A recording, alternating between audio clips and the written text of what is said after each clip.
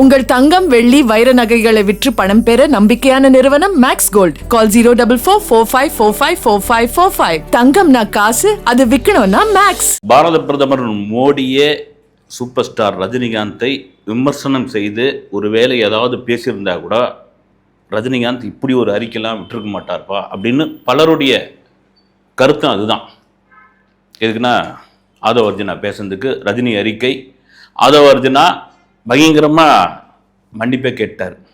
அதெல்லாம் மீறி சரி விஜய் பேசியிருந்தா கூட ரைட்டு, இவர் பேசுறதுக்கு எப்படி ரஜினி அறிக்கை கொடுத்தாரு, அதுவும் நன்றி சொல்லி ஒரு லிஸ்ட்டு இது பண்ணியிருக்காரு, அடித்து லெட்டர் பேடில் அடித்து கொண்டு தலைவரை கொஞ்சம் கையெழுத்து போட்டுருங்க அப்படின்னு சொல்லி வாங்கி போயிட்டாங்களான்னு தெரியல. இது என்ன, நீங்கள் என்ன வேணாலும் சொல்லிக்கங்க.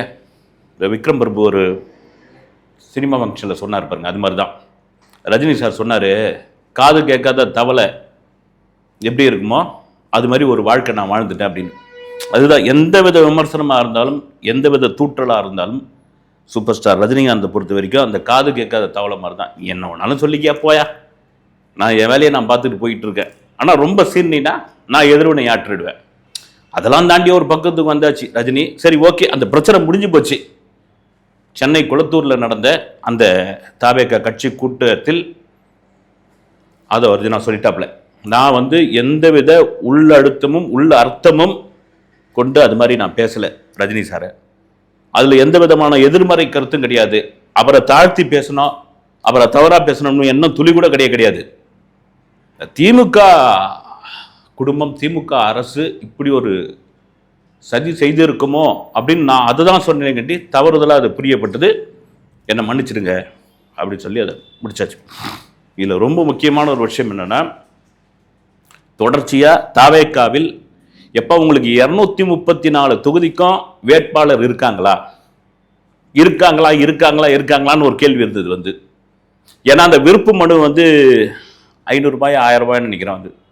அப்படி 20,000 பேர் வாங்கி மாட்டாங்க, 30,000 பேர் வாங்கி மாட்டாங்க அப்படின்னீங்க. அப்புறம் வேட்புமனு யாருப்பா உங்களுக்கு தாக்கல் பண்ணாங்க அப்படின்னு வருது. வேட்புமனெல்லாம் தாக்கல் பண்ணியாச்சு. 60 பேரை விஜய் நேர்காணல் பண்ணியாச்சு. இன்னும் 60 அப்படி செட்டாக இருக்குது.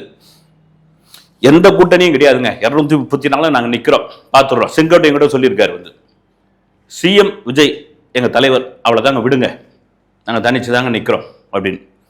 இப்போ இந்த 234 தொகுதியில் குறிப்பாக ஒட்டுமொத்தமாக மாவட்ட செயலாளர்களுக்கு தான் சீட்டு கொடுத்துருக்காங்க. அடுத்த பஞ்சு அந்த மாவட்ட செயலாளர்களுக்கு ஒவ்வொரு தொகுதிக்கும் நீங்கள் இவ்வளோ செலவு பண்ணணும், உங்கள் காடு கழனி வீடு அப்புறம் உங்கள் வண்டி காரு எல்லாத்தையும் அடமானம் விற்பீங்களோ அதெல்லாம் தெரியாது, நீங்கள் செலவு பண்ணி தான்ப்பா ஆகணும் அப்படின்னு பணம் உள்ளவர்களுக்கு மட்டும்தான், ஜாதி செல்வாக்கு உள்ளவர்களுக்கு மட்டும்தான் சீட்டு கொடுத்துருக்காங்க அப்படின்ற ஒரு விமர்சனம் ஆதவ அர்ஜுனா அது மேடையிலே பேசிட்டார்.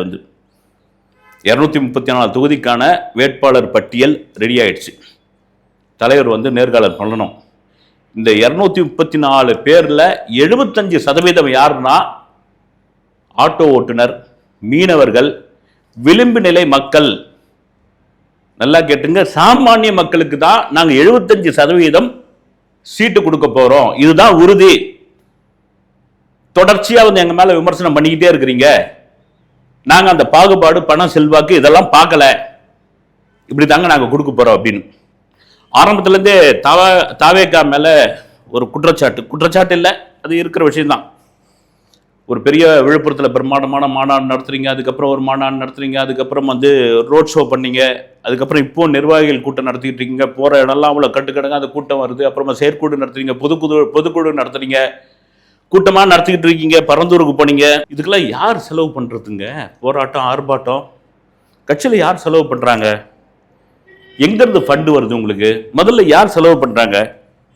ஆரம்பத்தில் 1 வருஷத்துக்கு முன்னாடி விஜய் கட்சியில் ஒரு விமர்சனமாக வந்த விஷயம் என்னென்னா, பிரபல பாக்கு கம்பெனியோடைய வாரிசு ஒருவர், தென் மாவட்டத்தை சேர்ந்தவர், அவர் தாங்க தண்ணி மாதிரி செலவு பண்ணுறாரு, தனக்கு இந்த கட்சியில் ஏதாவது ஒரு பெரிய போஸ்டிங் கிடைக்கும் அப்படின்ற ஒரு எண்ணத்தில் அவர் தான் சரமாரியாக செலவு பண்ணிக்கிட்டு இருக்கார், கண்ணை மூடி செலவு பண்ணிகிட்டு இருக்காரு அப்படின்ற மாதிரி ஒரு அன்அஃபிஷியல் தகவல் வந்தது. அதுக்கப்புறம் திடீர்னு அது காணோம். என்ன காரணம் அப்படின்னா, அவரை துணை பொதுச் செயலாளராக நியமிப்பாங்கன்னு எதிர்பார்த்தாங்க. ஆனால் அது இல்லைன்னு தெரிஞ்ச உடனே அவர் அப்படியே வெளியே போயிட்டார், ஃபண்டையும் கட் பண்ணிட்டாரு. இது ஒரு பக்கம். இல்லைங்க, பாக்கு முதலாளி மண்ணில், அப்புறமா வந்து இந்த முதலாளி மண்ணில் எதுவும் பண்ணல, ஆதவ அர்ஜுனா தாங்க இவ்வளோ செலவு பண்ணிகிட்டு இருக்காரு. ஆதவ அர்ஜுனா செலவு பண்ணிகிட்டு இருக்காரா? ஆமாங்க, லாட்ரி சீட் ஓனர் மார்ட்டினுடைய மரும்புள்ள தானே அவர். அங்கே தான் கோடிக்கணக்கான காசு இருக்குது இல்லை, அதனால் எடுத்துன்னு வந்து மாமனார் கொடுக்குறாரு, ஒரு மரும்புள்ள செலவு பண்ணிக்கிட்டு இருக்காரு. அப்புறம் மச்சான் வந்து ஆகாதுன்னு சொல்லி அவர் ஒரு ப்ரெஸ் மீட் கொடுத்துட்டு இருக்காரு. எல்லாம் ஒன்றுக்குள்ள ஒன்று தான், அந்த காசு தாங்க வெளியே வருது. சரி, ஆதவ அர்ஜுனா இப்படி தனியாக செலவு பண்ணுறதுக்கான காரணம் என்ன? அவருக்கு தான் வந்து பொதுச் செயலாளர், துணை பொதுச் செயலாளர், அது வந்து தேர்தல் மேலாண்மை துணை பொதுச் செயலாளர் பதவி கொடுத்துட்டாங்க. வேற எதுக்குப்பா அப்படின்னா, 2026 இந்த இதில் எலெக்ஷனில் விஜய் முதல்வராக வந்துட்டா தமிழக வெற்றி கழகம் ஆட்சி அமைந்து விட்டால் உடனடியாக தமிழ்நாட்டில் லாட்டரியை கொண்டு வர போகிறாங்க. லாட்டரி தடை செய்யப்பட்டிருக்கு.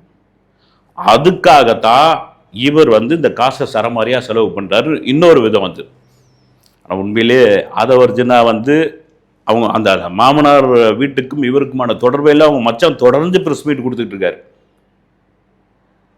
அவர் நம்பாதீங்க, அவர் இதுவாக இல்லைங்க, அவர் விட்டுருங்க, அவர் கையில் ஒன்றுமே இல்லைங்க அப்படின்லாம் சொல்லிட்டு இருக்காங்க. இதெல்லாம் வீண் தான். இது ஒரு படி போய் இந்த ஃபண்டெல்லாம் எங்கே தெரியுங்களா, விஜய் வந்து ஒவ்வொரு ப்ராப்பர்ட்டியாக விற்றுக்கிட்டே வராரு.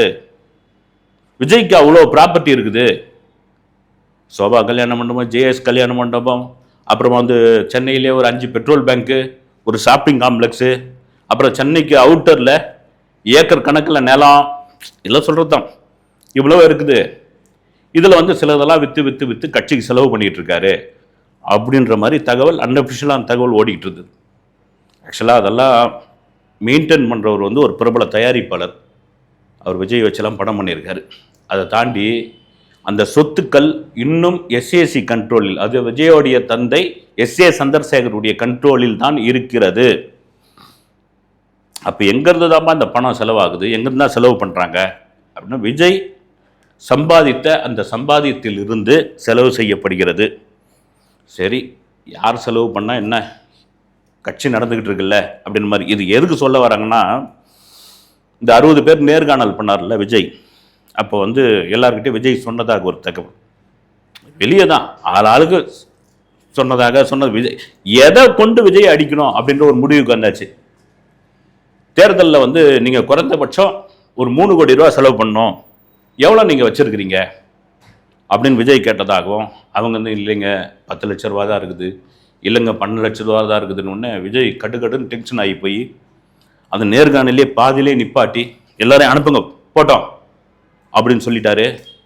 நல்ல பசு உள்ள ஆட்டில் லிஸ்ட்டில் போடுங்க, அதுக்கப்புறம் நம்ம சீட்டு தருவோம் அப்படின்னு சொன்னதாக நாளொரு மேனி பொழுதொரு வண்ணமாக விஜய் பற்றியான இந்த மாதிரியான செய்திகளில் வருது. அது ஆதவ அர்ஜுனா சொல்லிட்டார், 75% வேட்பாளர்கள் ஆட்டோ ஓட்டுநர்கள், மீனவர்கள், விளிம்பு நிலை மக்கள், சாமானியர்கள், பாட்டாளிகள், இவங்களுக்கு தான்பா. இவங்க கையில் எங்கிருந்து இருக்கு போது 3 கோடி 4 கோடி 5 கோடின்னு.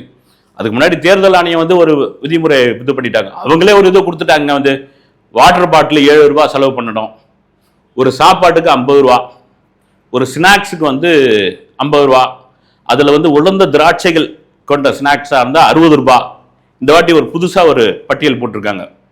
ஒரு வேட்பாளருக்கு இவ்வளோதான் செலவு, அவங்க பின்னாடி இவ்வளோதான் போகணும், இந்த ஆடம்பரம்லாம் காமிக்கக்கூடாது, இந்த சேர் போட்டிங்கன்னா இவ்வளோதான் வாடகைக்கு எடுக்கணும், குஷன் சேர் போட்டிங்கன்னா இவ்வளோதான் வாடகைக்கு எடுக்கணும்னு அவங்க ஒரு பட்டியல் போட்டாங்க. அது சாத்தியம் இல்லையான்னு வந்து தேர்தல் ஆணையம் பார்த்துப்பாங்க. இதெல்லாம் மீறி உண்மையாக ஒரு வேட்பாளர் ஒரு சாதாரண லெட்டர் பேட் கட்சியில் நின்னா கூட ஒரு சில லட்சங்களாவது செலவு பண்ண வேண்டிய ஒரு சூழ்நிலையில் இருக்கும். காரணம் என்னன்னா, அவங்க பின்னாடி, நான் சொல்கிறது ஒரு லெட்டர் பேட் கட்சியாக இருந்தால் கூட அவங்க பின்னாடி வாழ்க தலைவா, தலைவர் வாழ்க அப்படி கோஷம் போட்டுக்கின்னு பின்னாடி நோட்டீஸ் கொடுத்துக்கின்னு வராங்கல்ல, அவங்களுக்கு நீங்கள் வந்து போகிறவங்களுக்கு டெய்லி சம்பளம் இல்லாமல் ஏதோ சாப்பாடு வாங்கி கொடுக்கணும், டீ வாங்கி கொடுக்கணும், கூட இவ்வளோ விசுவாசமாக இருக்கிறாங்க, செலவு பண்ணணும். நீங்கள் சிறுக அந்த செலவுலாம் பார்த்தீங்கன்னா எங்கேயோ போயிடும். இது சொல்கிறதுக்கான காரணம் என்னென்னா, அப்படியெல்லாம் ஒன்றும் கிடையாதுங்க. எந்த வேட்பாளர் யார் நிற்க போகிறாங்க உங்ககிட்டலாம் அப்படிலாம் வந்து 3 கோடி இருக்குதா, 4 கோடி இருக்குதா, 10 கோடி இருக்குதாலாம் நாங்கள் கேட்கல. தொகுதியில் உங்களுக்கான செல்வாக்கு என்ன இருக்குது? தொகுதியில் நீங்கள் போனீங்கன்னா எப்படி ஒர்க் பண்ணுவீங்க? நீங்கள் வெற்றி பெற்றால் அந்த தொகுதி எப்படி பார்த்துப்பீங்க? உங்கள் தொகுதியில் உள்ள மக்கள் மத்தியில் உங்களுக்கான குறைந்தபட்ச செல்வாக்கு என்ன இருக்குது? ஏன்னா அந்த குறைந்தபட்ச செல்வாக்குன்றதுக்கான காரணம் என்னன்னா, ஒரு புது கட்சி இனிமேல் தான் மக்கள் முன்னாடி போய் அறிமுகமாகறாங்க. மக்கள் வந்து ஓட்டு போடுறதே விஜயனுடைய முகத்துக்காக தான், விசில் சின்னத்துக்காக தான் போடுறாங்க. அதனால இந்த கேள்விதான் நாங்கள் கேட்டிருக்கோமே கண்டி, உங்க பொருளாதாரம் என்ன, உங்க இது என்ன, நீங்க எவ்வளவு செலவு பண்ணீங்க, தண்ணி மாதிரி இறப்பீங்களா? நிச்சயமாக கிடையாது. இது இப்போ ஒரு பக்கம் இருக்கும்போது இது பாருங்க, பள்ளிக்கூடத்தில் விஜயோடைய பாட்டு போடக்கூடாது. எல்லா பள்ளிக்கூடத்துக்கும் ஒரு சுற்றறிக்கை அமைச்சிட்டாங்க. ஏன்னா இந்த ஆண்டு விழா நடத்துவாங்க, இந்த இயர் முடிய போகுது. அதில் விஜய் சம்பந்தப்பட்ட விஜய் பட பாடல்களை யாருமே ஒளிபரப்பக்கூடாது.